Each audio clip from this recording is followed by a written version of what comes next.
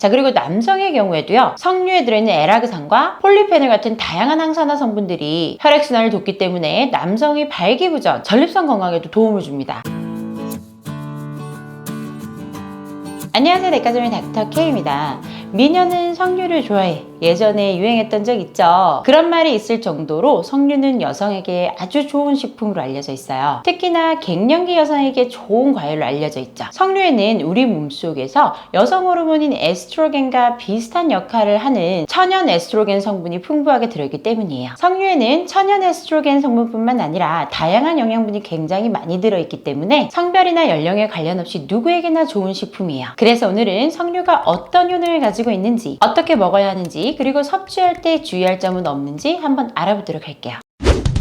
자, 석류에는 천연 에스트로겐 성분이 많이 들어있는 것으로 알려져 있어요. 실제로 에스트라디올, 에스트리올, 에스트론, 엘라그산 이렇게 4가지의 에스트로겐 전구체 성분들이 풍부하게 들어있어요. 그리고 이 전구체 성분들을 섭취했을 때 체내에서 에스트로겐 역할을 하게 되면서 갱년기 여성에게 부족한 에스트로겐 성분을 채워주는 데 도움을 줍니다. 자, 이렇게 에스트로겐이 채워지면서 갱년기 증상을 어느 정도 완화하는 데 실제로 도움이 될 수 있어요. 갱년기 증상을 호소하는 여성들에게 석류씨 오일을 꾸준히 섭취시켰더니 안면 홍조 같은 갱년기 증상들이 완화됐다는 연구 결과들도 있었어요. 자, 이렇게 풍부하게 들어있는 천연 에스트로겐 성분은 여성 호르몬과 유사한 역할을 하는 것 외에도 우리 몸속에 있는 콜라겐의 합성을 도와주는 역할을 해요. 자, 콜라겐은 많은 분들이 아시다시피 피부의 탄력성에 관여하는 성분이죠. 따라서 콜라겐 합성이 증가되면 그만큼 피부 탄력이 증가돼서 피부 노화도 어느 정도 방지할 수 있고요. 그뿐만 아니라 콜라겐은 우리 몸속에 있는 관절이나 근막, 인대, 힘줄 같은 데를 구성하는 필수 요소예요. 그렇기 때문에 관절 건강에도 도움을 줄 수 있습니다. 이 외에도 천연 에스트로겐 성분은 두피 혈액순환을 좋게 해서 모발에 더 많은 영양소가 공급될 수 있게 해요. 이로 인해서 두피의 혈액순환이 좋아지면 탈모라든가 흰머리 방지에도 어느 정도 도움을 줄 수 있어요. 자, 이뿐만이 아닙니다. 석류에는 라이코펜, 폴리페놀, 푸니칼라진, 안토시아닌 같은 항산화 물질들도 굉장히 많이 들어있어요. 자, 이 중에 라이코펜은 유명하죠. 항산화 물질로 이런 빨간 과일, 토마토 같은 데 특히 많이 들어있는데요. 콜레스테롤 수치를 감소시키고 혈관을 튼튼하게 해서 혈액순환을 좋아지고 동맥경화를 완화시키는 데도 도움을 주죠. 이렇게 혈액순환이 원활하게 되면서 자궁으로 가는 혈류도 증가하게 되고 자궁 내막을 튼튼하게 하는 데도 도움을 주기 때문에 석류는 아이를 낳은 여성이나 폐경기 여성뿐만 아니라 출산을 준비하는 여성에 있어서도 굉장히 드시기 좋은 식품이에요. 하지만 임산부의 경우에는 이게 천연 에스트로겐 작용을 좀 하기 때문에 몸 상태나 이런 것들에 따라서 좀 다르게 작용할 수가 있어요. 그렇기 때문에 임신을 하는 경우라면 주치의와 상의한 후에 드시는 것이 좋습니다. 자, 그리고 남성의 경우에도요, 석류에 들어있는 에라그산과 폴리페놀 같은 다양한 항산화 성분들이 혈액순환을 돕기 때문에 남성의 발기부전, 전립선 건강에도 도움을 줍니다. 이 밖에도 석류는 섬유질이 풍부하기 때문에 섭취할 경우 장 건강에도 도움을 줘요. 섬유질을 꾸준히 섭취하면 변비에도 도움이 되고 장의 불편감이나 과민성 대장에도 도움을 줄 수 있고 장의 염증을 줄이고 소화력을 향상시키는 것도 도와줍니다. 자, 그렇다면 이렇게 좋은 음식인 석류 얼마나 먹는 것이 좋을까요? 먼저 석류는요, 이렇게 들었을 때 묵직하고 붉은색이 나는 것을 고르셔야 해요. 그리고 껍질에 상처가 있고 이런 건 별로 관련이 없고 껍질이 좀 단단한 것이 좋습니다. 한 9월에서 12월 정도가 제철이에요. 그런데 또 석류는 알갱이뿐 아니라 껍질에도 항산화 성분이 많이 들어있어요. 그렇기 때문에 껍질과 과육을 통째로 드시는 것이 좋아요. 통째로 먹기 위해서는 껍질이 너무 딱딱하다 보니까 즙을 내서 먹는 것이 좋아요. 그렇지만 석류즙을 매번 집에서 뭐 어떻게 짜먹을 수가 없죠. 그러다 보니까 석류즙을 구매해서 드시는 분들, 그리고 석류 주스를 드시는 분들이 많은데요, 그런 주스들은 너무 달아요. 그렇기 때문에 성분표를 잘 보시고 설탕이 많이 들어있는 것들은 사시면 안 되고요,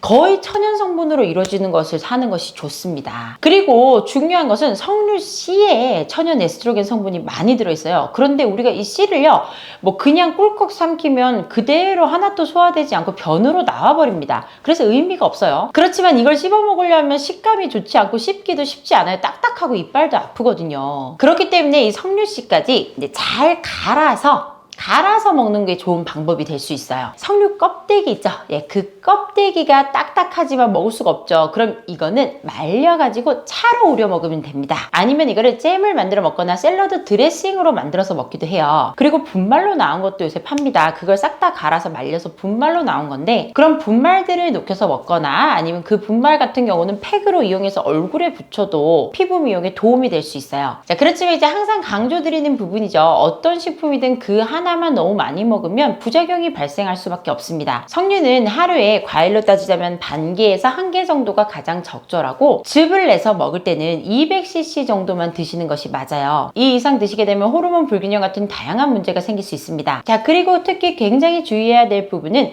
유방암을 진단받으신 분들이에요. 석류에는 계속 말씀드렸다시피 천연 에스트로겐 성분이 다량 함유되어 있습니다. 이 에스트로겐 성분은 유방암을 진단받은 이후에는 많이 섭취하게 되면 유방암 세포를 증식시킬 수 있는 위험성이 있어요. 이 외에도요, 에스트로겐을 제한하는 치료를 받고 계시거나 아니면 자궁근종이나 자궁성근증 같은 여성 호르몬 에스트로겐의 영향을 많이 받는 질환이 있으신 분들은 석류를 많이 섭취하시는 것은 피해 주셔야 합니다. 만약 섭취를 하고 싶다면 전문의와 상의 후에 섭취하셔야 하고요. 석류를 너무 다량으로 드시면 안 된다는 얘기예요. 아시겠죠?